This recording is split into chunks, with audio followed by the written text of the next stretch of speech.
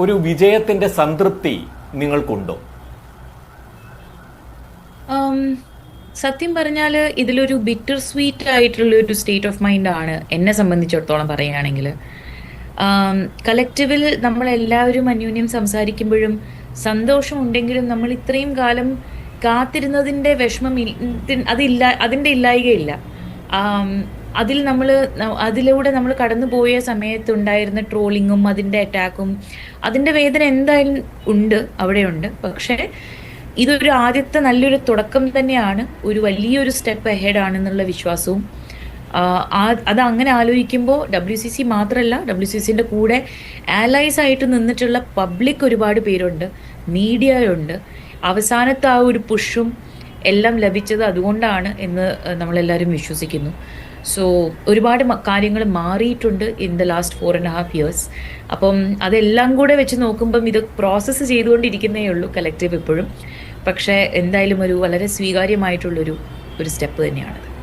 Okay, ഇപ്പോൾ ഇത് പുറത്തു വന്നതിലൂടെ യഥാർത്ഥത്തിൽ പലരും പല തരത്തിലുള്ള ചർച്ചകളും അതിന്മേൽ നടക്കുന്നുണ്ട്. യഥാർത്ഥത്തിൽ പൊതുസമൂഹത്തിനാകെ ഇൻഡസ്ട്രിയിലെ പ്രശ്നങ്ങൾ മനസ്സിലാക്കാൻ സാധിച്ചു എന്നുള്ളത് ഒരു ഗുണകരമായ കാര്യമാണ്.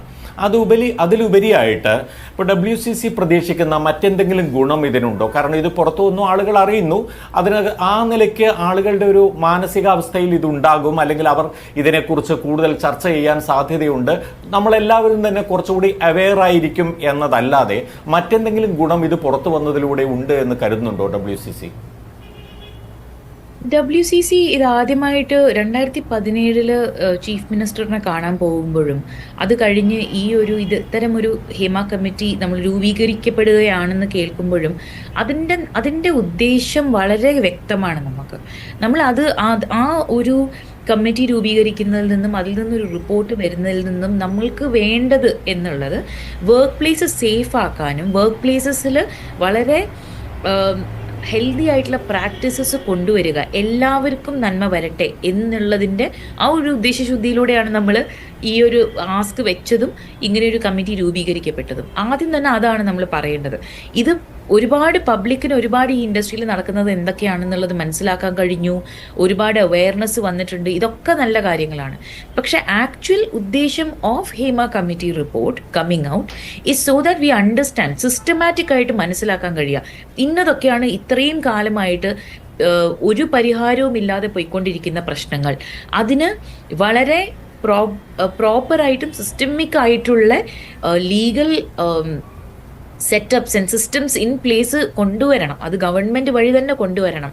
അത് ആ ഒരു പ്രൊട്ടക്ഷൻ ഒരു തൊഴിലിടത്തുള്ള എല്ലാ തൊഴിലാളികൾക്കും കിട്ടേണ്ടതാണ്, അത് അവരുടെ അവകാശമാണ്.